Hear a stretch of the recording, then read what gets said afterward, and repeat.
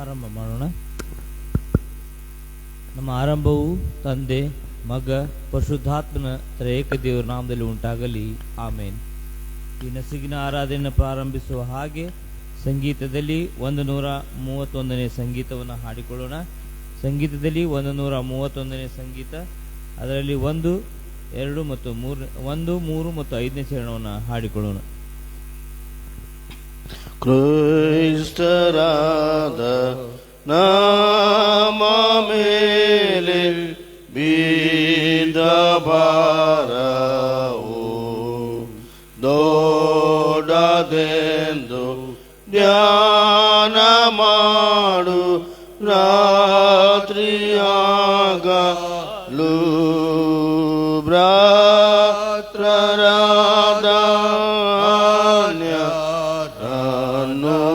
ನಾವು ಪ್ರೀತಿಸಿ ರಕ್ಷಕನ ಆತ್ರತರ ಹಾಂಗಿನವರು ನೀನು ಇರುವಂತ ಪ್ರತಿ ಸಾಳದಾನಿಯೋ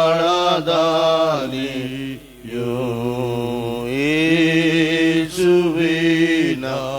ಮಾತಿನಂತೆ ನಿತ್ಯವರ್ತಿ ಸುಬ್ರತರಾದ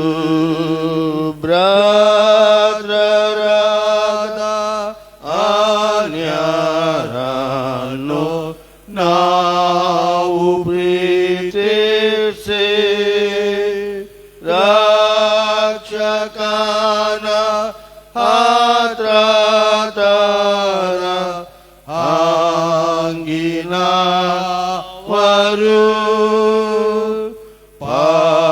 ಪಾಪಿಯನ್ನು ರಕ್ಷಿಸುವ ಪ್ರತಿಯೊಬ್ಬನು ಜ್ಯೋತಿಯಂತೆ ಶೋಭಿಸುತ್ತ ಮಾನವನು ಭ್ರಾತರಾದ ಅನ್ಯರನ್ನು ನಾವು ಪ್ರೀತಿಸಿ ರಕ್ಷಕನ ಆತ್ರತರ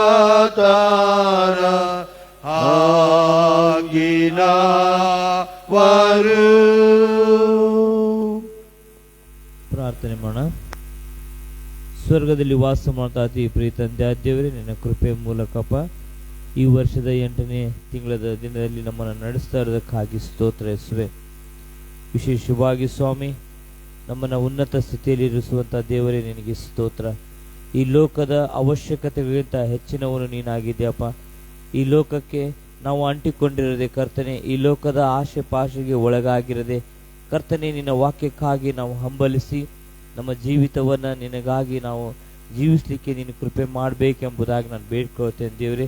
ವಿಶೇಷವಾಗಿ ಈ ದಿನದ ಎಲ್ಲ ಆರಾಧನೆಗಳನ್ನು ಆಶೀರ್ವಾದ ಮಾಡಪ್ಪ. ಈ ದಿನದ ವಿಶೇಷತೆಯನ್ನು ನೀನು ಬಲ್ಲಾತು ನಮಗೆ ತಿಳಿಯಪಡಿಸಿ ಸ್ವಾಮಿ, ನಾವು ನಿನ್ನನ್ನೇ ಹಿಂಬಾಲಿಸುವಂತೆ ನೀನು ಕೃಪೆ ಮಾಡು ಅಪ್ಪ. ನಿನ್ನ ಕೃಪೆ ಮೂಲಕ ಈ ದಿನದನ್ನು ನಮ್ಮನ್ನು ಆಶೀರ್ವಾದಿಸಿ ನಮಗೆ ಕೊಟ್ಟಿದ್ದಕ್ಕಾಗಿ ಸ್ತೋತ್ರ ಯೇಸುವೆ. ವಿಶೇಷವಾಗಿ ಎಲ್ಲ ಪ್ರಿಯ ಮಕ್ಕಳನ್ನ ಆಶೀರ್ವಾದ ಮಾಡು. ಹೌದು ಸ್ವಾಮಿ, ಈ ಲೋಕದ ಅವಶ್ಯಕತೆಗಳಿಂದ ನೀನು ನಮಗೆ ಹೆಚ್ಚಾಗಿ ಬೇಕು. ನಿನ್ನ ವಾಕ್ಯ ನಮಗಾಗಿ ನೀನು ಕೊಟ್ಟಿದ್ದಕ್ಕಾಗಿ ಸ್ತೋತ್ರ. ವಿಶೇಷವಾಗಿ ಸ್ವಾಮಿ, ನಮ್ಮ ದೇಶವನ್ನು ಆಶೀರ್ವಾದ ಮಾಡಿದ್ದಕ್ಕಾಗಿ ಸ್ತೋತ್ರ ಸ್ವಾಮಿ. ನಮ್ಮ ದೇಶದ ಎಲ್ಲ ಜನರುಗಳನ್ನು ನೀನು ಪ್ರೀತಿಸುವಂತೆ ನೀನು ಆಶೀರ್ವಾದ ಮಾಡಿದ್ದಕ್ಕಾಗಿ ಸ್ತೋತ್ರ ಯೇಸುವೆ. ವಿಶೇಷವಾಗಿ ಸ್ವಾಮಿ, ನಮ್ಮನ್ನು ಪ್ರೀತಿಯಿಂದ ಕಾಯುವಾತ ನಿನಗೆ ಸ್ತೋತ್ರ. ಈ ಆರಾಧನೆಯ ಪ್ರಾರಂಭ ಮಧ್ಯ ಅಂತ್ಯ ನೀನಾಗಿದ್ದುಕೊಂಡಪ್ಪ, ನೀನು ಮಾತ್ರ ಮಹಿಮೆ ಹೊಂದಬೇಕೆಂಬುದಾಗಿ ನಾನು ಬೇಡ್ಕೊಳ್ತೇನೆ ದೇವರು. ವಿಶೇಷವಾಗಿ ಅವನ ವಾಕ್ಯವನ್ನು ಹಂಚಲಿಕ್ಕಿರುವಂಥ ಸಹೋದರನ ಆಶೀರ್ವಾದ ಮಾಡು ಸ್ವಾಮಿ. ಹೌದು ಕರ್ತನ ವಾಕ್ಯವನ್ನು ಹೇಳುವಾಗ ಕರ್ತನೆ ನಾವೆಲ್ಲರೂ ಕೇಳಿ ಸ್ವಾಮಿ, ನಿನ್ನ ಮಹಿಮೆಗಾಗಿ ನಾವು ಜೀವಿಸಲಿಕ್ಕೆ ನೀನು ಕೃಪೆ ಮಾಡು. ವಿಶೇಷವಾಗಿ ಎಲ್ಲ ಮಕ್ಕಳನ್ನ ಆಶೀರ್ವಾದ ಮಾಡಪ್ಪ. ಯವನಸ್ಥರ ನಿನ್ನ ಚಿತ್ತಕ್ಕೆ ಒಪ್ಪಿಸಿಕೊಡ್ತೇನೆ ದೇವರೇ. ಹೌದು ಕರ್ತನೆ, ನಿನ್ನನ್ನು ಆರಾಧಿಸಲಿಕ್ಕೆ ಅವರು ಸಿದ್ಧರಾಗಿ ನಿನ್ನ ಆರಾಧನೆಗೆ ಬರಲಿಕ್ಕೆ ಅವರು ಮನಸ್ಸು ಮಾಡಲಿಕ್ಕೆ ನೀನು ಕೃಪೆ ಮಾಡಪ್ಪ. ವಿಶೇಷವಾಗಿ ವೃದ್ಧಾಪ್ಯದಲ್ಲಿರುವಂಥ ಎಲ್ಲ ತಂದೆ ತಾಯಿಗಳನ್ನ ಆಶೀರ್ವಾದ ಮಾಡು. ಅವರಿಗೆ ಬೇಕಾಗುವಂಥ ಎಲ್ಲ ಆರೋಗ್ಯ, ಸಮಾಧಾನ, ಶಾಂತಿಯನ್ನು ಕೊಟ್ಟು ನೀನು ಬಲಪಡಿಸಿ ಎಂಬುದಾಗಿ ನಾನು ಬೇಡ್ಕೊಳ್ತೇನೆ. ಬೇಡುವುದಕ್ಕಿಂತಲೂ ಅತ್ಯಧಿಕವಾಗಿ ನೀನು ಆಶೀರ್ವಾದ ಮಾಡುವಂಥ ದೇವರೇ ನಿನಗೆ ಸ್ತೋತ್ರ. ಈ ಚಿಕ್ಕ ಪ್ರಾರ್ಥನೆಯನ್ನು ನನ್ನ ಮುದ್ರಕ್ಷಕನು, ಒಡೆಯನು, ಕಾರ್ಯಕರ್ತನು, ಮೃತ್ಯುಂಜಯನಾಗಿ ಎದ್ದು ಬಂದಂಥ ಯೇಸುವಿನ ನಂದೇ ನಾಮದಲ್ಲಿ ಬೇಡ್ತೀನಿ ತಂದೇವರೇ, ಆಮೇನ್.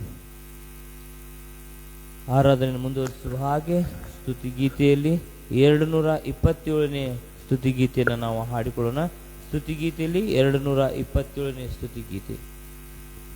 ಭಯವೇನಿಲ್ಲ, ಸಂತೋಷವೇ ಯೇಸು ನನ್ನಾತ್ಮ ಗೆಳೆಯನೇ, ಸ್ವರ್ಗದ ಭಾಗ್ಯ ಬಾಧ್ಯತೆಯೇ ನನಗೆ ಉಂಟು, ಅಭಯವೇ ಇದು ಎಂದಾಗ ನಿತ್ಯ ಭಾಗ್ಯ ನನ್ನಲ್ಲಿ ಉಂಟು.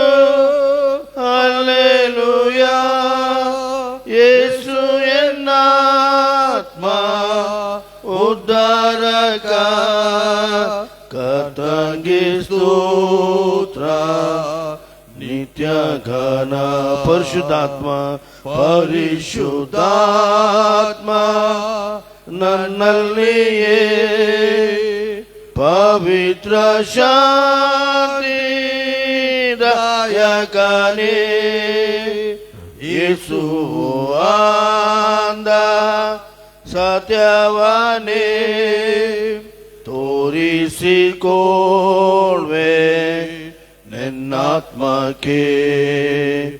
ಇದು ಎಂದಾಗ ನಿತ್ಯ ಭಾಗ್ಯ ನನ್ನಲ್ಲಿ ಉಂಟು. ಹಲ್ಲೆಲೂಯಾ, ಯೇಸು ಎನ್ನಾತ್ಮ ಉದ್ಧಾರಕ, ಕರ್ತನಿಗೆ ಸ್ತೋತ್ರ ನಿತ್ಯ ಗಾನ. ಆನಂದವೇಷ್ಟು ನಿರೀಕ್ಷೆಯು ನನ್ನಲ್ಲಿ ತುಂಬಿ ಇರುವೆದು, ಯೇಸು ಬಾರುವ ಕಾಲವನ್ನು ಎದುರು ನೋಡಿ ಕಾಯುವನು. ಇದು ಎಂದಾಗ ನಿತ್ಯ ಭಾಗ್ಯ ನನ್ನಲ್ಲಿ ಉಂಟು. ಹಲ್ಲೆಲೂಯಾ, ಯೇಸು ಎನ್ನಾತ್ಮ ಉದ್ಧಾರಕ, ಕರ್ತನಿಗೆ ಸ್ತೋತ್ರ ನಿತ್ಯ ಘನ. ವಾಕ್ಯವನ್ನು ಕೇಳಿ ನಾವು ಸಿದ್ಧರಾಗೋಕ್ಕಿಂತ ಮುಂಚಿತವಾಗಿ ಸ್ತುತಿಗೀತೆಯಲ್ಲಿ 240ನೇ ಹಾಡನ್ನು ಹಾಡಿಕೊಳ್ಳೋಣ. ಸ್ತುತಿಗೀತೆಯಲ್ಲಿ 240ನೇ ಹಾಡು. ಯೇಸುವೇ ಮಾತನಾಡು ನನ್ನಾತ್ಮದೊಂದಿಗೆ, ನನ್ನನ್ನು ಕೇಳ ಮಾಡು ನಿಂದಿವ್ಯ ಧ್ವನಿಯ. ಯೇಸುವೇ ನಡೆಯ ಮಾಡು ನೀ ಹೋದ ದಾರಿಯ. ಯೇಸುವೇ ಹೋರ ಮಾಡು ನನ್ನ ಶಿಲ್ಬೆಯನ್ನೇ. ಯೇಸುವೇ ಮಾತನಾಡು, ಯೇಸುವೇ ಮಾತನಾಡು ನನ್ನಾತ್ಮದೊಂದಿಗೆ, ನನ್ನನ್ನು ಕೇಳ ಮಾಡು ನಿಂದಿವ್ಯ ಧ್ವನಿಯ. ನಿನ್ನ ಕೃಪೆಯೇ, ನಿನ್ನ ಕೃಪೆಯೇ ಸಾಕು ಈ ಬಡದ ಸಾಗೆ. ಹಲ್ಲೆಲೂಯಾ, ಹಾಡುವೆನು ಜೀವಾಂತ್ಯದವರೆಗೆ.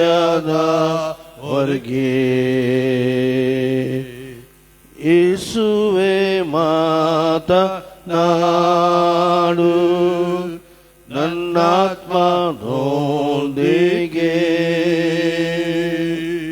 ನನ್ನನ್ನು ಕೇಳ ಮಾಡು ನಿಂದಿವ್ಯ ದ್ವಾರಿಯ. ಯೇಸುವೆ ನಡೆಯ ಮಾಡು ನೀ ಹೋದ ದಾರಿಯ. ಯೇಸುವೆ ಹೋರ ಮಾಡು ನನ್ನ ಶಿಲ್ಬೆಯನ್ನೇ. ಯೇಸುವೆ ಮಾತನಾಡು ನನ್ನಾತ್ಮದೊಂದಿಗೆ, ನನ್ನನ್ನು ಕೇಳ ಮಾಡು ನಿಂದಿವ್ಯ ದ್ವಾರಿಯ. ನಿನ್ನ ಕೃಪೆ ಸಾಕು ಈ ಬಡದ ಸಗೆ. ಹಲ್ಲೆಲೂಯಾ ಹಾಡುವೆವು ಜೀವಾಂತ್ಯದವರೆಗೆ, ಜೀವಾಂತ್ಯದವರೆಗೆ.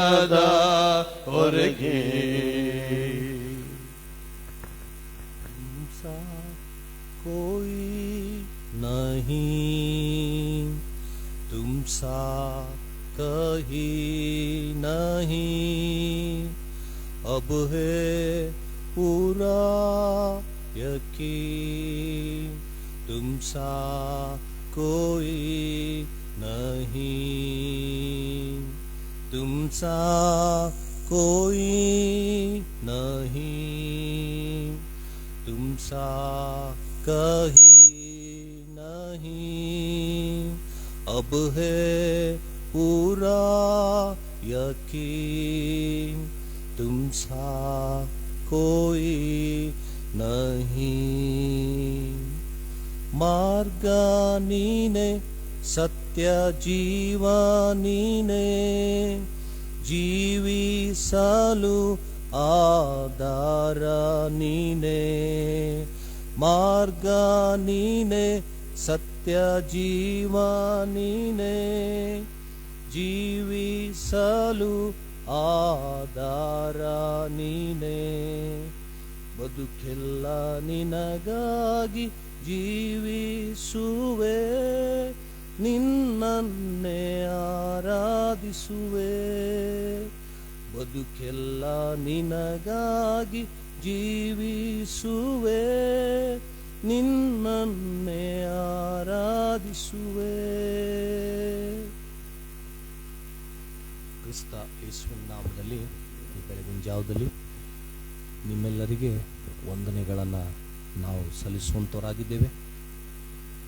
ದೇವರು 2026ನೇ ವರ್ಷದ 7 ತಿಂಗಳುಗಳನ್ನು ನಾವು ದೇವರ ಕೃಪೆಯಿಂದ ಕಳೆದು 8ನೇ ತಿಂಗಳಿನ 2ನೇ ದಿವಸವನ್ನು ನೋಡುವ ಹಾಗೆ ತಂದೆಯಾದ ದೇವರು ತನ್ನ ವಿಶೇಷವಾದಂಥ ಸಹಾಯವನ್ನು ನಮಗೆ ಆತನು ಅನುಗ್ರಹಿಸಿದ್ದಾನೆ. 7 ತಿಂಗಳ ದೇವರು ಎಷ್ಟು ಅದ್ಭುತವಾಗಿ ನಮ್ಮನ್ನು ನಡೆಸಿದನು ನೋಡ್ರಿ.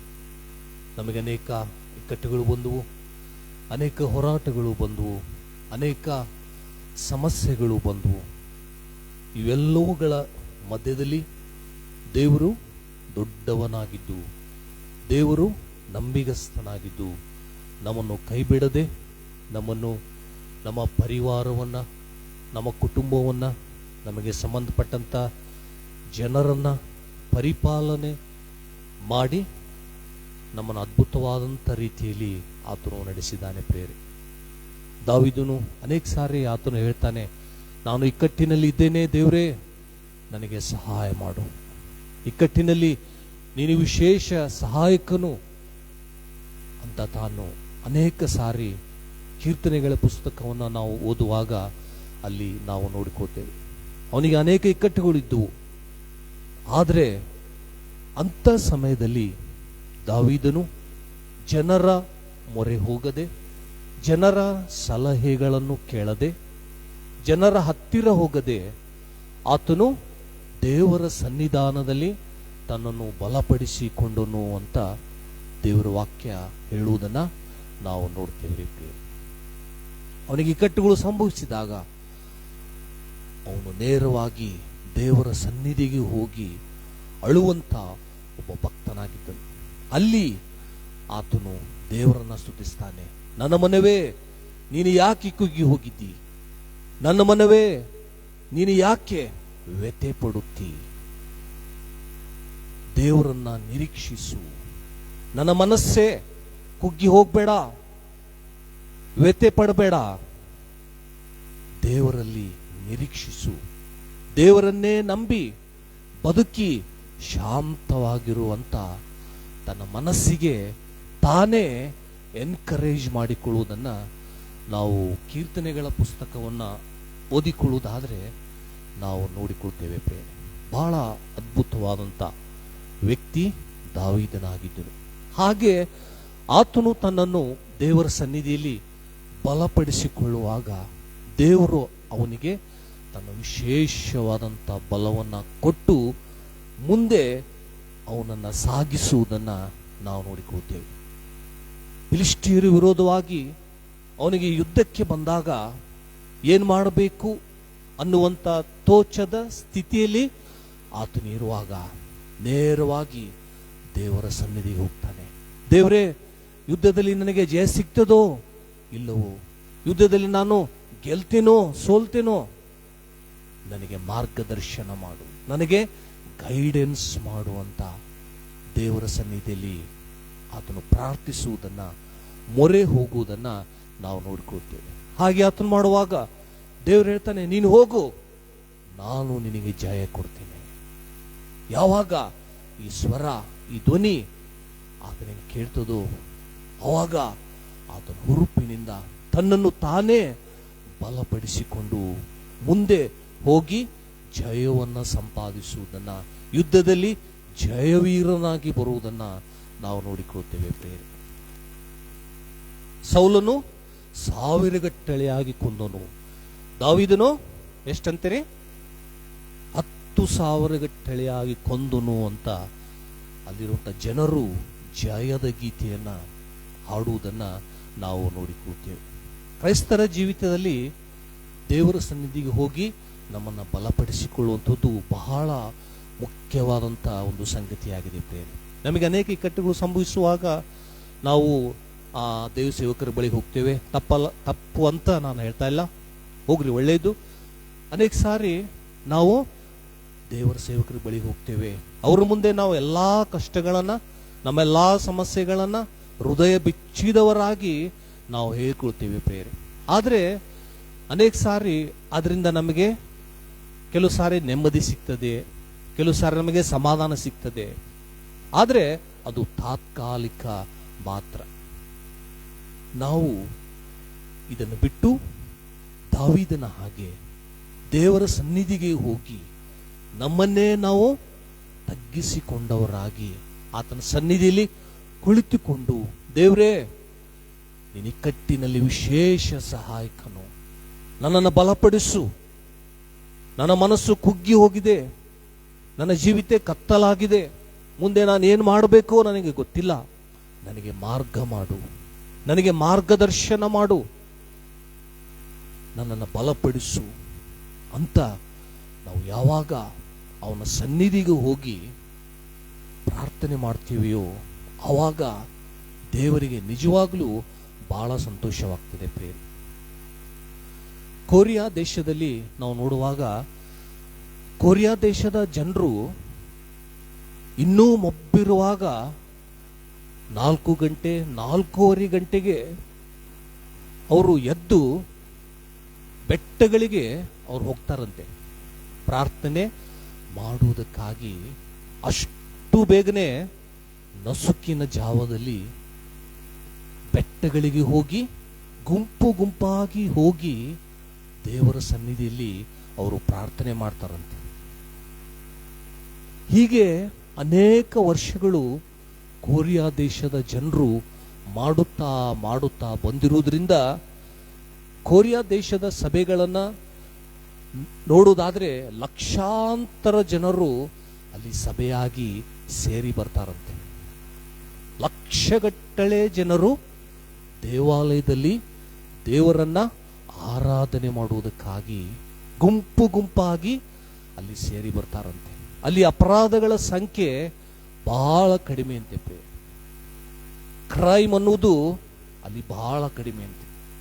ಕಾರಣ ಕೊರಿಯಾ ದೇಶದ ಜನರು ದೇವರನ್ನ ಹುಡುಕಿ ಇನ್ನೂ ಮೊಬ್ಬಿರುವಾಗ, ಇನ್ನೂ ಕತ್ತಲಿರುವಾಗ ದೇವರ ಸನ್ನಿಧಿಗೆ ಹೋಗಿ, ಬೆಟ್ಟಗಳಿಗೆ ಹೋಗಿ ತಮ್ಮನ್ನ ತಗ್ಗಿಸಿಕೊಂಡು ಪ್ರಾರ್ಥನೆ ಮಾಡುವಂತಹ ಜನರು ಅಲ್ಲಿಯ ಜನರು ಆಗಿದ್ದಾರೆ. ಎಷ್ಟು ಅದ್ಭುತವಾದಂತ ಒಂದು ಸಂಗತಿ. ಪೌಲಂಗಿಚ್ ಅನ್ನುವಂತ ದೇವ ಸೇವಕರ ಮೂಲಕವಾಗಿ ಅಲ್ಲಿ ದೊಡ್ಡ ಉಜ್ಜೀವನ, ಅನೇಕ ಸ್ವಸ್ಥತೆಗಳು, ಅನೇಕ ಅದ್ಭುತ ಕಾರ್ಯಗಳು. ರೋಡ್ನಲ್ಲಿ ಜನರೆಲ್ಲ ಹೋಗುವಾಗ, ಅಲ್ಲಿ ದೇವ್ರ ವಾಕ್ಯ ಹೇಳುವಾಗ, ಕರಪತ್ರ ಕೊಡುವಾಗ ಜನರು ಅಲ್ಲಿಯೇ ಅಳುತ್ತಾ, ದೇವ್ರೇ, ಯೇಸುವೆ, ಪಾಪಿಯಾದ ನನ್ನನ್ನು ಕರುಣಿಸು, ನಾನು ಪಾಪಿಯಾಗಿದ್ದೇನೆ, ನನ್ನನ್ನು ಕರುಣಿಸು ಅಂತ ಅಲ್ಲಿಯೇ ತಮ್ಮ ಪಾಪಗಳನ್ನು ಒಪ್ಪಿಕೊಂಡು ಅರಿಕೆ ಮಾಡಿ ತಮ್ಮ ಜೀವಿತವನ್ನ ಕ್ರಿಸ್ತನಿಗೆ ಅಲ್ಲಿ ಸಮರ್ಪಣೆ ಮಾಡ್ತಾ ಇದ್ದಾರೆ. ದೊಡ್ಡ ಉಜ್ಜೀವನ, ಬಲವಾದಂತ ಉಜ್ಜೀವನ ಕೊರಿಯಾ ದೇಶದಲ್ಲಿ ಆಗಿರುವಂಥದ್ದನ್ನ ನಾವು ನೋಡಿಕೊಳ್ಳುವಂಥವರಾಗಿದ್ದೇವೆ ಪ್ರಿಯರೇ.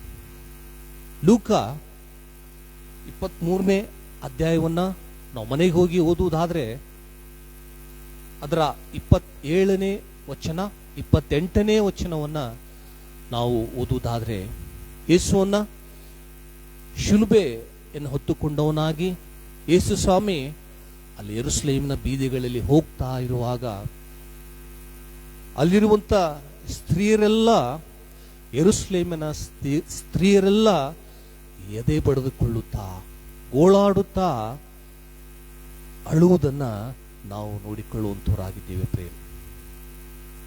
ಅವರಿಗೆ ಯಾವ ಕಲ್ಪನೆ ಇತ್ತೋ ಗೊತ್ತಿಲ್ಲ. ನಾವು ಎದೆ ಬಡ್ಕೊಂಡ್ರೆ ಯೇಸು ಸ್ವಾಮಿ ಮರುಗಿ ನಮಗೆ ಸ್ಥಾನ ಕೊಡ್ತಾನೆ, ನಮ್ಮನ್ನು ಆಶೀರ್ವಾದ ಮಾಡ್ತಾನೆ, ನಮ್ಮನ್ನು ಬಲಪಡಿಸ್ತಾನೆ, ನಮಗೆ ದೊಡ್ಡ ದೊಡ್ಡ ಸ್ಥಾನಗಳು ಉಂಟಾಗ್ತವೆ, ಗೌರವಗಳು ಉಂಟಾಗ್ತವೆ, ಸನ್ಮಾನಗಳು ಉಂಟಾಗ್ತವೆ ಅಂತ ಅವರು ನೆನೆಸಿರಬಹುದು ಪ್ರಿಯರೇ. ಆದರೆ ಯೇಸುವಿನ ಪ್ರತಿಕ್ರಿಯೆ ಅಲ್ಲಿ ಬೇರೆಯೇ ಆಗಿತ್ತು. ಆತನು ಹೇಳ್ತಾನೆ, ನನಗೋಸ್ಕರ ಅಳಬೇಡಿರಿ. ಯೇಸುವಿಗೋಸ್ಕರವಾಗಿ ಅಳುವಂತ ಅವಶ್ಯಕತೆ ನಮಗಿಲ್ಲ ಪ್ರಿಯರೇ. ನಾವು ಅನೇಕ ಸಾರಿ ದೇವರನ್ನ ಮೆಚ್ಚಿಸುವುದಕ್ಕಾಗಿ, ದೇವರನ್ನ ಒಲಿಸಿಕೊಳ್ಳುವುದಕ್ಕಾಗಿ ಏನೇನೋ ಸಂಗತಿಗಳನ್ನ ನಾವು ಮಾಡ್ತೇವೆ. ಕೆಲವು ಸಾರಿ ಜನರ ತೋರಿಕೆಗಾಗಿ ಕೂಡ ನಾವು ಮಾಡುವಂಥವರಾಗಿದ್ದೇವೆ. ಆದರೆ ಯೇಸು ಹೇಳ್ತಾನೆ, ಯೆರೂಸಲೇಮಿನ ಸ್ತ್ರೀಯರೇ, ನನಗೋಸ್ಕರವಾಗಿ ಅಳಬೇಡಿರಿ. ಯಾರಿಗೋಸ್ಕರ ಅಳಬೇಕಾಗಾದ್ರೆ ಫಸ್ಟ್ ನಮಗೋಸ್ಕರ ನಾವು ಅಳಬೇಕು ಪ್ರಿಯರೇ. ಇವತ್ತು ನಮ್ಮ ಗತಿ ಏನಾಗಿದೆ? ಕ್ರಿಸ್ತನಲ್ಲಿ ನನ್ನ ಅನ್ಯೋನ್ಯತೆ ಹೇಗೆ ಇದೆ? ಕ್ರಿಸ್ತನೊಂದಿಗೆ ನಾನು ಇದ್ದೇನೋ? ಬೆಳಕಿನಲ್ಲಿ ನಾನು ನಡೀತಾ ಇದ್ದೇನೋ?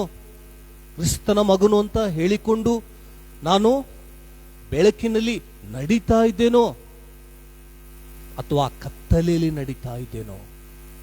ಕ್ರಿಸ್ತನ ಮಗನು ಅಂತ ಹೇಳಿಕೊಂಡು ಬೆಳಕಿಗೆ ಸಂಬಂಧವಾದಂತ ಕೃತ್ಯಗಳನ್ನ ನಾನು ನಡೆಸ್ತಾ ಇದ್ದೇನೋ, ಅಥವಾ ಕತ್ತಲೆಗೆ ಸಂಬಂಧವಾದ ಕೃತ್ಯಗಳನ್ನ ನಾನು ನಡೆಸ್ತಾ ಇದ್ದೇನೋ?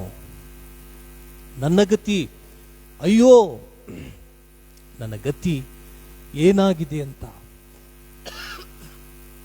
ಮನಸ್ಸಿಗೆ ತಂದುಕೊಂಡು ಗೋಳಾಡುವಂಥದ್ದು ಬಹಳ ಬಹಳ ಅವಶ್ಯವಾದಂತ ಒಂದು ಸಂಗತಿಯಾಗಿದೆ. ಮತ್ತು ಏಳನೇದಾಗಿ ಯೇಸು ಹೇಳ್ತಾನೆ, ನಿಮ್ಮ ಮಕ್ಕಳಿಗೋಸ್ಕರವಾಗಿ ನೀವು ಅಳಿರಿ ಅಂತ ಯೇಸು ಅಲ್ಲಿ ಹೇಳುವುದನ್ನ ನಾವು ನೋಡಿಕೊಳ್ಳುತ್ತೇವೆ ಪ್ರಿಯರೇ. ಯೇಸು ಸ್ವಾಮಿ ನಿಮ್ಮ ಮಕ್ಕಳಿಗಾಗಿ ಈ ದಿವಸ ನಾವು ನಮ್ಮ ಮಕ್ಕಳಿಗಾಗಿ ಅಳುವಂತ ಸಮಯವಾಗಿದೆ ಪ್ರಿಯರೇ. ಯಾಕೆ? ನಮ್ಮ ಮಕ್ಕಳು ಹೊರಗೆ ಹೋದ್ಮೇಲೆ ಏನ್ ಮಾಡ್ತಾರೋ ನಮಗೆ ಗೊತ್ತಿಲ್ಲ ಪ್ರಿಯರೇ. ಅವರು ಒಳ್ಳೇದು ಮಾಡ್ತಾರೋ ಕೆಟ್ಟದ್ದು ಮಾಡ್ತಾರೋ, ಒಳ್ಳೆ ಕೃತ್ಯಗಳನ್ನು ಮಾಡ್ತಾರೋ ಕೆಟ್ಟ ಕೃತ್ಯಗಳನ್ನು ಮಾಡ್ತಾರೋ ನಮಗೆ ಕಾಣದು. ಅದಕ್ಕೆ ನಾವು ನಮ್ಮ ಮಕ್ಕಳಿಗಾಗಿ ಗೋಳಾಡುವುದು, ನಮ್ಮ ಮಕ್ಕಳಿಗಾಗಿ ಅಳುವಂಥದ್ದು ಬಹಳ ವಿಶೇಷವಾದಂಥ ಒಂದು ಸಂಗತಿಯಾಗಿದೆ ಪ್ರಿಯರೇ.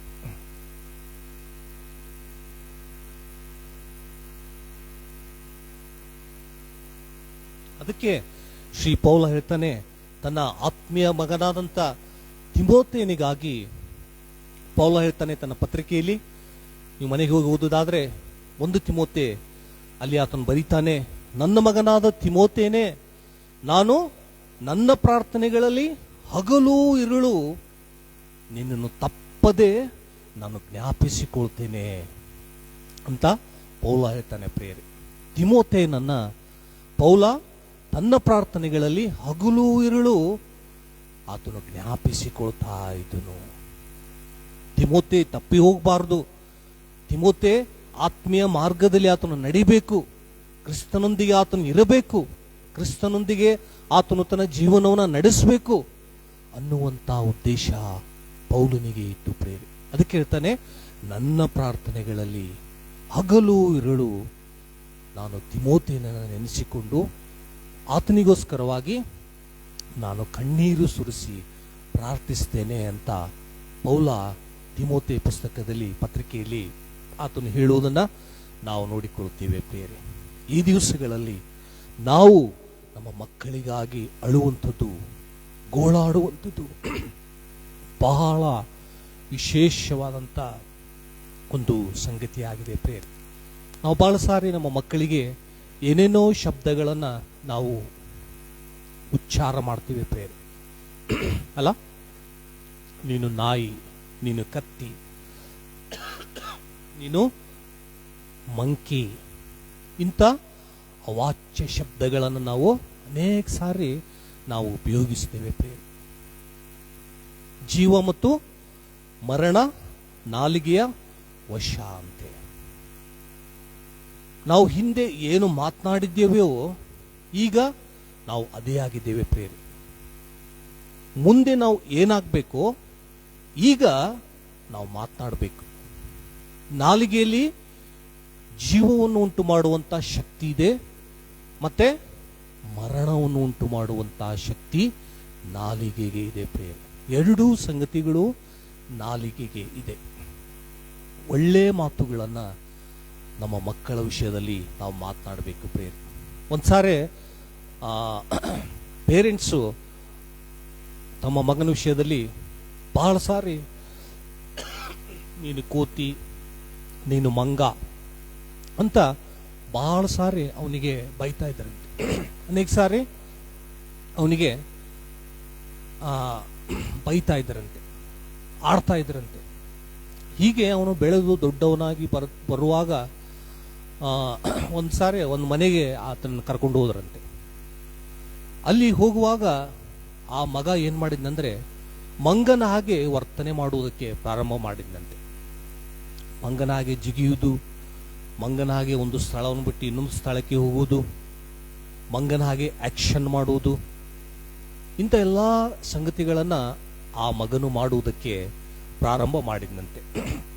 ಅದಕ್ಕೆ ಅವ್ರ ಮನೆಗೆ ಹೋದಂತ ಆ ಮನೆಯವರು ಕೇಳಿದ್ರಂತೆ, ನೀವು ಯಾಕೆ ಹೀಗೆ ವರ್ತನೆ ಮಾಡ್ತಾನೆ ಅಂತ ಕೇಳುವಾಗ ಪೇರೆಂಟ್ಸ್ಗೂ ಕೂಡ ಅದು ಹೊಳಿಲಿಲ್ಲಂತೆ. ಅವಾಗ ಮನೆಗೆ ಬಂದು ವಿಚಾರ ಮಾಡಿದ್ರಂತೆ, ಅವ್ರು ಯಾಕೆ ಹೀಗೆ ಅಂದ್ರು ಅಂತ ವಿಚಾರ ಮಾಡುವಾಗ ಅವರಿಗೆ ಆಗ ಜ್ಞಾನೋದಯವಾಯಿತಂತೆ. ಹಿಂದೆ ನಾವು ನಮ್ಮ ಮಗನ ವಿಷಯದಲ್ಲಿ ಮಾತನಾಡ್ತಾ ಇದ್ದೆವು, ನೀನು ಮಂಗ, ಲೇ ಮಂಗ್ಯ ಅಂತಿದ್ವಿ ಅವಂಗ ಬಹಳ ಸಾರಿ. ಅದಕ್ಕೆ ಇರಬಹುದು ಅವನು ಹೀಗೇ ವರ್ತನೆ ಮಾಡ್ತಾನೆ ಅಂತ. ಅವಾಗ ಅವರಿಗೆ ಜ್ಞಾನೋದಯವಾಯಿತಂತೆ. ಆದರೆ ಅಷ್ಟರಲ್ಲಿ ಕಾಲ ಮಿಂಚಿ ಹೋಗಿತ್ತು.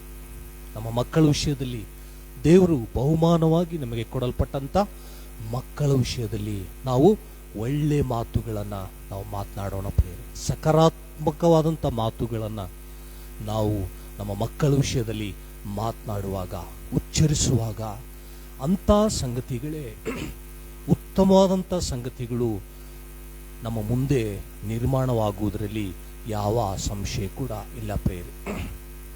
ನಮ್ಮ ಮಕ್ಕಳ ವಿಷಯದಲ್ಲಿ ಒಳ್ಳೆ ಭಾವನೆ ಉಳ್ಳವರಾಗಿ, ಒಳ್ಳೆಯ ಮನಸ್ಸುಳ್ಳವರಾಗಿ, ನನ್ನ ಮಗನ ಮುಂದೆ ದೊಡ್ಡ ವ್ಯಕ್ತಿ ಆಗ್ತಾನೆ, ನನ್ನ ಮಗ ಸಮಾಜದಲ್ಲಿ ಉನ್ನತ ಸ್ಥಾನಕ್ಕೆ ಬರ್ತಾನೆ, ನನ್ನ ಮಗ ವಿದೇಶದಲ್ಲಿ ವ್ಯಾಸಂಗ ಮಾಡ್ತಾನೆ, ನನ್ನ ಮಗ ಒಳ್ಳೆಯ ವ್ಯಕ್ತಿ ಆಗ್ತಾನೆ, ಕ್ರಿಸ್ತನ ಸೈನಿಕನಾಗ್ತಾನೆ.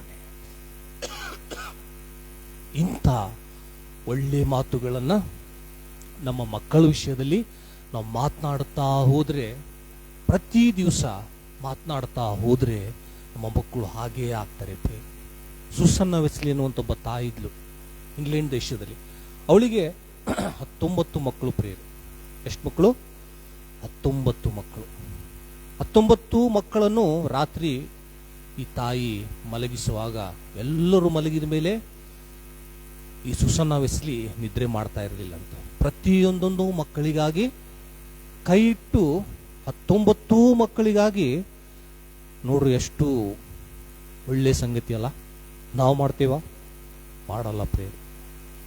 ಪ್ರತಿ ದಿವಸ ಸುಸನ್ನ ವೆಸ್ಲಿ 19 ಮಕ್ಕಳ ಮೇಲೆ ತನ್ನ ಕೈಗಳನ್ನು ಇಟ್ಟು, ದೇವರೇ ಬಹುಮಾನವಾಗಿ ಕೊಡಲ್ಪಟ್ಟಂತ ನನ್ನ ಮಗುವನ್ನ ನೀನು ಆಶೀರ್ವಾದ ಮಾಡು, ನಿನ್ನ ಸೇವೆಯಲ್ಲಿ ನನ್ನ ಮಗ ಪ್ರಕಾಶಿಸಬೇಕು, ನಶಿಸಿ ಹೋಗುವಂತ ಆತ್ಮಗಳನ್ನ ನಿನ್ನ ಬಳಿಗೆ ನಡೆಸಬೇಕು, ಕತ್ತಲೆಯಲ್ಲಿರುವಂತ ಜನರನ್ನ ನಿನ್ನ ಬಳಿಗೆ ತರಬೇಕು ಅನ್ನುವಂಥ ಭಾರವುಳ್ಳವಳಾಗಿ ಸುಸನ್ನ ವೆಸ್ಲಿ ತನ್ನ ಮಕ್ಕಳಿಗೋಸ್ಕರವಾಗಿ ಆಕೆ ಪ್ರಾರ್ಥನೆ ಮಾಡುತ್ತಾ ಬಂದಂತೆ ಪ್ರೇಮ.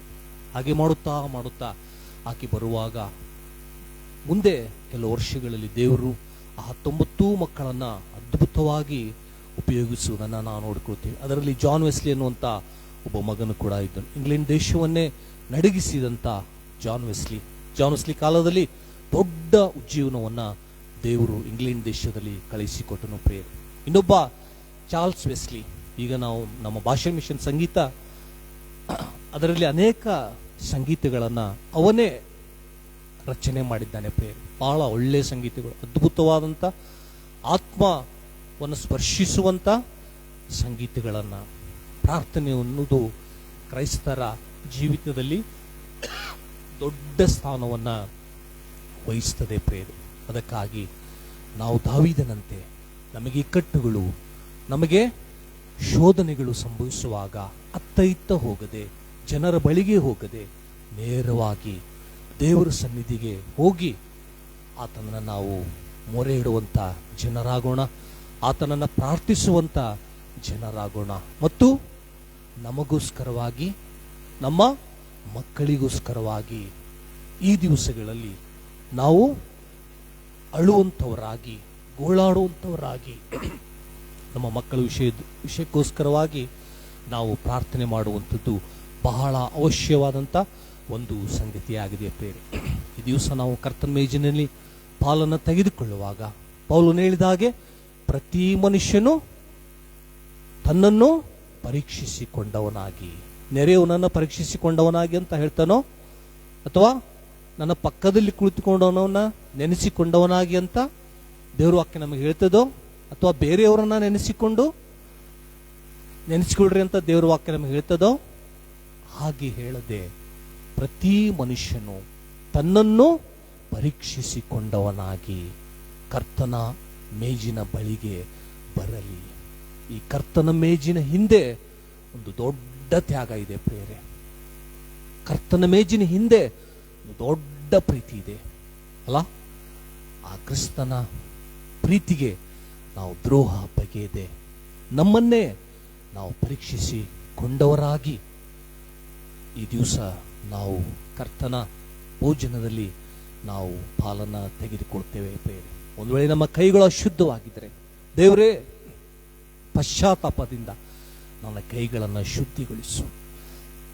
ನಮ್ಮ ಕಣ್ಣುಗಳು ಅಶುದ್ಧವಾಗಿದ್ದರೆ, ಯೇಸುವೆ ನಮ್ಮ ಕಣ್ಣುಗಳನ್ನು ಶುದ್ಧಿಗೊಳಿಸು. ನನ್ನ ಆಂತರ್ಯದ ಮನುಷ್ಯನನ್ನು ನೀನು ಶುದ್ಧಿಗೊಳಿಸು. ನಿನ್ನಂತೆ ನನ್ನನ್ನು ಮಾಡು ಯೇಸುವೆ ಅಂತ ದೇವರ ಸನ್ನಿಧಿಲಿ ನಮ್ಮನ್ನು ಪ್ರಾರ್ಥನೆ ಮಾಡಿಕೊಳ್ಳೋಣ. ದೇವರ ಸನ್ನಿಧಿಲಿ ನಮ್ಮನ್ನು ಪರೀಕ್ಷಿಸಿಕೊಂಡವರಾಗಿ ಈ ಒಂದು ಮೇಜಿನಲ್ಲಿ ನಾವು ಪಾಲುಗಾರರಾಗೋಣ ಪ್ರೇಮ. ಹೀಗಾಗುವಂತೆ ತಂದೆಯಾದ ದೇವರು ನಮ್ಮೆಲ್ಲರನ್ನು ಆಶೀರ್ವದಿಸಲಿ ಅಂತ ನಾವು ಪ್ರಾರ್ಥಿಸ್ತೇವೆ. ಒಂದು ಚಿಕ್ಕದಾದಂಥ ಪ್ರಾರ್ಥನೆಯನ್ನು ನಾವು ಕೂತಂಥ ಸ್ಥಳದಲ್ಲಿ ನಮ್ಮ ತಲೆಯನ್ನು ತಗ್ಗಿಸಿಕೊಂಡು ಪ್ರಾರ್ಥನೆಯನ್ನು ಮಾಡಿಕೊಳ್ಳೋಣ. ಪ್ರೀತಿಯುಳ್ಳ ಪರಲೋಕದ ತಂದೆಯಾದ ದೇವರೇ, ಮುಂಜಾನೆ ವೇಳೆಗಾಗಿ ನಿಮಗೆ ಸ್ತೋತ್ರ. ಈ ದಿವಸವು ನಿನ್ನಿಂದಲೇ ಉಂಟಾದದ್ದು, ನಾವು ಬದುಕಿ ಉಳಿದಿರುವುದು ಕೂಡ ನಿನ್ನ ಕೃಪೆ ಕರುಣೆ ಆಗಿರುವುದಕ್ಕಾಗಿ ನಿನಗೆ ಸ್ತೋತ್ರ. ಪ್ರಲಾಪಗಳ ಪುಸ್ತಕದಲ್ಲಿ ನಾವು ನಿನ್ನ ವಾಕ್ಯದಲ್ಲಿ ನೋಡುವ ಹಾಗೆ ನಾವು ಉಳಿದಿರುವುದು ಯೆಹೋವನ ಕರುಣೆಯೇ. ಆತನ ಕೃಪಾವರಗಳು ನಿಂತು ಹೋಗವು, ದಿನ ದಿನವೂ ಹೊಸದಾಗಿ ನಿನ್ನ ಕೃಪೆ ನಮಗೆ ಒದಗಿ ಬರ್ತದೆ. ಅದಕ್ಕಾಗಿ ಕೂಡ ನಿನಗೆ ನಾವು ಸ್ತೋತ್ರ ಸಲ್ಲಿಸ್ತೇವೆ. ಈ ದಿವಸದಲ್ಲಿ ನಿನ್ನ ಮಕ್ಕಳು ಇಲ್ಲಿ ಸೇರಿ ಬರುವ ಹಾಗೆ, ನಿನ್ನ ವಾಕ್ಯಗಳನ್ನು ಕೇಳುವ ಹಾಗೆ ನಿನ್ನ ಸಹಾಯ ಮಾಡಿದ್ದಕ್ಕಾಗಿ ನಿನಗೆ ಸ್ತೋತ್ರ. ನಮ್ಮ ದೇಶವನ್ನು ಆಶೀರ್ವದಿಸು. ಉತ್ತಮವಾದಂಥ ಮಳೆಯನ್ನು ನಮ್ಮ ದೇಶದಲ್ಲಿ, ನಮ್ಮ ರಾಜ್ಯದಲ್ಲಿ, ನಮ್ಮ ಜಿಲ್ಲೆಯಲ್ಲಿ ನೀನು ಸುರಿಸುವುದರ ಮೂಲಕವಾಗಿ ನಿನ್ನ ಮಹಿಮೆಯನ್ನು ತೋರಿಸುವಂತ ಪ್ರಾರ್ಥಿಸ್ತೇವೆ. ಬಿತ್ತುವನಿಗೆ ಬೀಜವನ್ನು, ಉಣ್ಣುವನಿಗೆ ಆಹಾರವನ್ನು ನೀನು ಕೊಡುವಾತನು. ಈ ವರ್ಷ ನಮ್ಮ ದೇಶದ ಯಾವ ರಾಜ್ಯಗಳಲ್ಲಿ ಮಳೆಯ ಕೊರತೆ ಆಗದ ಹಾಗೆ ಕರುಣಾನಿಧಿಯಾದಂಥ ದೇವರೇ ನೀನು ಕರುಣಿಸುವಂತ, ನಮ್ಮ ರಾಜ್ಯದಲ್ಲಿರುವಂಥ, ನಮ್ಮ ದೇಶದಲ್ಲಿರುವಂಥ ಎಲ್ಲ ನದಿಗಳನ್ನು, ಹಳ್ಳ ಕೊಳ್ಳಗಳನ್ನು ನೀನು ಭರ್ತಿ ಮಾಡುವಂತ ನಿನ್ನ ಪ್ರಾರ್ಥಿಸ್ತೇವೆ. ಇದರ ಮೂಲಕವಾಗಿ ಅನೇಕ ಜನರಿಗೆ ಅನುಕೂಲವಾಗಲಿಕ್ಕಾಗುವಂತೆ ನೀನು ಸಹಾಯ ಮಾಡು. ವಿಶೇಷವಾಗಿ ನಮ್ಮ ದೇಶದಲ್ಲಿ ಹಿಂಸೆಗೊಳಗಾದಂಥ ಎಲ್ಲ ಕ್ರೈಸ್ತರನ್ನ ಜ್ಞಾಪಿಸಿಕೊಳ್ತೇವೆ. ಅವರಿಗೆ ಬೇಕಾದಂಥ ನಿನ್ನ ವಿಶೇಷವಾದಂಥ ರಕ್ಷಣೆಯನ್ನು ನೀನು ಅನುಗ್ರಹಿಸಿಕೊಡು. ಆ ಹಿಂಸೆಯಲ್ಲಿ ಕೂಡ ನಿನ್ನ ಮಕ್ಕಳು ನಿನ್ನ ಹೆಸರನ್ನು ಬಿಡದೆ ಬೇಗೆಯಾಗಿ ಹಿಡಿಕೊಳ್ಳಿಕ್ಕಾಗುವಂತೆ, ನಂಬಿಕೆಯಲ್ಲಿ ಗಟ್ಟಿಯಾಗಿ ನಿಂತುಕೊಳ್ಳಿಕ್ಕಾಗುವಂತೆ ನೀನೇ ಅವರಿಗೆ ಬೇಕಾದಂಥ ಬಲವನ್ನು, ಧೈರ್ಯವನ್ನು ಅನುಗ್ರಹಿಸಿಕೊಡು ಅಂತ ನಿನ್ನ ಪ್ರಾರ್ಥಿಸ್ತೇವೆ. ಯೇಸುವೆ, ನೀನು ಹೇಳಿದಿ, ನಿಮ್ಮನ್ನು ಹಿಂಸಿಸುವರಿಗೋಸ್ಕರ ಪ್ರಾರ್ಥಿಸಿರಿ, ನಿಮ್ಮನ್ನು ಬೈಯವರಿಗೋಸ್ಕರ ಪ್ರಾರ್ಥಿಸಿರಿ, ನಿಮ್ಮ ವೈರಿಗಳಿಗೋಸ್ಕರವಾಗಿ ಪ್ರಾರ್ಥಿಸಿರಿ ಅಂತ. ಯೇಸುವೆ, ನಮಗೆ ನೀನು ಹೇಳಿದ್ದಕ್ಕಾಗಿ ನಿನಗೆ ಸ್ತೋತ್ರ. ಹಿಂಸಿಸುವವರನ್ನ ನೀನು ಆಶೀರ್ವದಿಸು, ಅವರಿಗೆ ಒಳ್ಳೆಯ ಬುದ್ಧಿ, ಮನಸ್ಸನ್ನು ನೀನು ಕೊಡು ಅಂತ ನಿನ್ನನ್ನು ಪ್ರಾರ್ಥಿಸ್ತೇವೆ. ನಮ್ಮ ದೇಶದಂತೆಲ್ಲ ಬಡವರನ್ನ ಕರುಣಿಸು, ಅನುದಿನದ ಆಹಾರವನ್ನು ಅವರಿಗೆ ತಪ್ಪದೆ ಅನುಗ್ರಹಿಸು ಅಂತ ನಿನ್ನನ್ನು ನಾವು ಪ್ರಾರ್ಥಿಸ್ತೇವೆ. ಈ ರೀತಿಯಾಗಿ ನೀನು ಮಾಡೋದಕ್ಕಾಗಿ ನಿನಗೆ ಸ್ತೋತ್ರ ಸಲ್ಲಿಸ್ತಾ, ನಮ್ಮ ಸಭೆಯಲ್ಲಿರುವಂಥ ಎಲ್ಲ ಕುಟುಂಬಗಳನ್ನು ನೀನು ಆಶೀರ್ವದಿಸು. ಸಮಾಧಾನವನ್ನು, ಪ್ರೀತಿಯನ್ನು, ಐಕ್ಯತೆಯನ್ನು, ಅನ್ಯೋನ್ಯತೆಯನ್ನು ಅನುಗ್ರಹಿಸಿಕೊಡು. ಪ್ರತಿ ದಿವಸ ನಡೆಯುವಂಥ ಆರಾಧನೆಗಾಗಿ ಸ್ತೋತ್ರ. ಹೆಚ್ಚಿನ ಸಂಖ್ಯೆಯಲ್ಲಿ ನಿನ್ನ ಮಕ್ಕಳು ನಿನ್ನ ಆಲಯದಲ್ಲಿ ಸೇರಿ ಬರಲಿಕ್ಕಾಗುವ ಹಾಗೆ, ನಿನ್ನನ್ನು ಘನಪಡಿಸ್ಲಿಕ್ಕಾಗುವ ಹಾಗೆ ನಿನ್ನ ಕೃಪೆ ಅನುಗ್ರಹಿಸಿಕೊಡು ಅಂತ ನಿನ್ನನ್ನು ಪ್ರಾರ್ಥಿಸ್ತಾ, ಬೇಡಿದಂಥ ಎಲ್ಲ ಸಂಗತಿಗಳನ್ನು ಹೊಂದಿಕೊಂಡಿದ್ದೇವೆ ಅಂತ ನಂಬಿಕೊಂಡು ಈ ಪ್ರಾರ್ಥನೆಯನ್ನು ಯೇಸುವೆ ನಿನ್ನ ಪರಿಶುದ್ಧವಾದ ನಾಮದಲ್ಲಿ ಬೇಡಿ ಹೊಂದಿದ್ದೇವೆ ನಮ್ಮ ಪ್ರಿಯ ತಂದೆಯೇ, ಆಮೆನ್.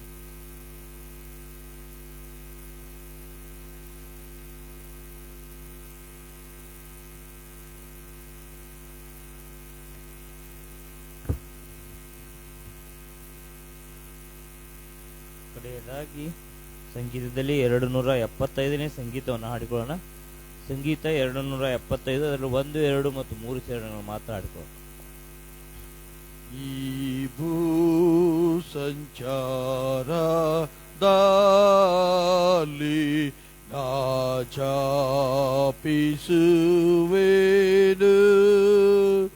ಸಮಸ್ತ ಸ್ಥಿತಿಯಲ್ಲಿ ಉದ್ಧಾರಿಸಿ ನಾನು ರಾತ್ರಿ ನಿದ್ದೆ ಮಾಡಿ ಮುಂಜಾನೆ ಏಳಲು ಯಾವಾಗಲೂ ಕಾಣಿ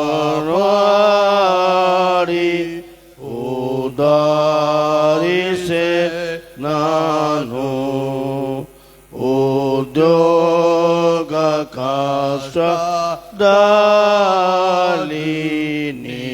ನಾಡಿಸೆ ನಾನು ಸಂಸಾರ ಚಿತೆಯಲು ಉದಾರಿಸೆ ನಾನು ದೂರೀಚೆ ಆಶೆ ಇಂದ ಗಾಂಡಾತ್ರವಾಗಲು ನಿಕಾರ್ತದಯ ದಿಂದ ಉದಾರಿಸೆ ನಾನು. ಕರ್ತನು ತಾನೇ ಕಲಿಸಿಕೊಟ್ಟ ಪ್ರಾರ್ಥನೆ ಆಯ್ಕೆ ಮಾಡೋಣ. ನಂತರ ಸಹೋದರ ಅಂತ್ಯಾಶ್ರದಲ್ಲಿ ನಡೆಸಬೇಕೆಂತ ಕೇಳ್ತಾರೆ. ಪರಲೋಕದ ನಮ್ಮ ತಂದೆ, ನಿನ್ನ ನಾಮವು ಪರಿಶುದ್ಧವೆನಿಸಲ್ಪಡಲಿ, ನಿನ್ನ ರಾಜ್ಯವು ಬರಲಿ, ನಿನ್ನ ಚಿತ್ತವು ಪರಲೋಕದಲ್ಲಿ ನೆರವೇರುವ ಪ್ರಕಾರ ಭೂಲೋಕದಲ್ಲಿ ನೆರವೇರಲಿ. ನಮ್ಮ ಅನುದಿನದ ಆಹಾರವನ್ನು ಇವತ್ತು ನಮಗೆ ದಯಪಾಲಿಸು. ನಮಗೆ ತಪ್ಪು ಮಾಡಿದವರನ್ನ ನಾವು ಕ್ಷಮಿಸುವಂತೆ ನಮ್ಮ ತಪ್ಪನ್ನು ಕ್ಷಮಿಸು. ನಮ್ಮನ್ನು ಶೋಧನೆಯೊಳಗೆ ಸೇರಿಸಿ ತಪ್ಪಿಸು. ರಾಜ್ಯವು ಬಲವು ಮಹಿಮೆಯು ಸದಾ ಕಾಲ ನಿಮಗೆ ಸ್ವಾಮಿ. ಆಮೆನ್.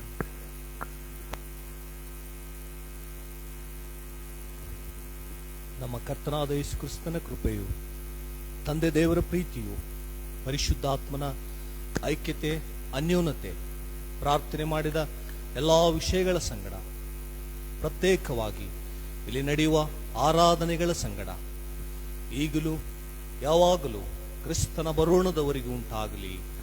ಆಮೇನ್. ನಡಿಸೇನ ಯೇಸು ಕಾತಲೋಕಾರಣ್ಯ ಯಾತ್ರೆಯೋ ನೀನೇ ಶಕ್ತ ನಾನಾ ಶಕ್ತ ದಾಟಿ ಶ್ವಾಸದೋ ಜೀವಾದಾನ ತೇನೆ ಸೇನ ಪೂರ್ಣ ತೃಪ್ತಿ ಗೋ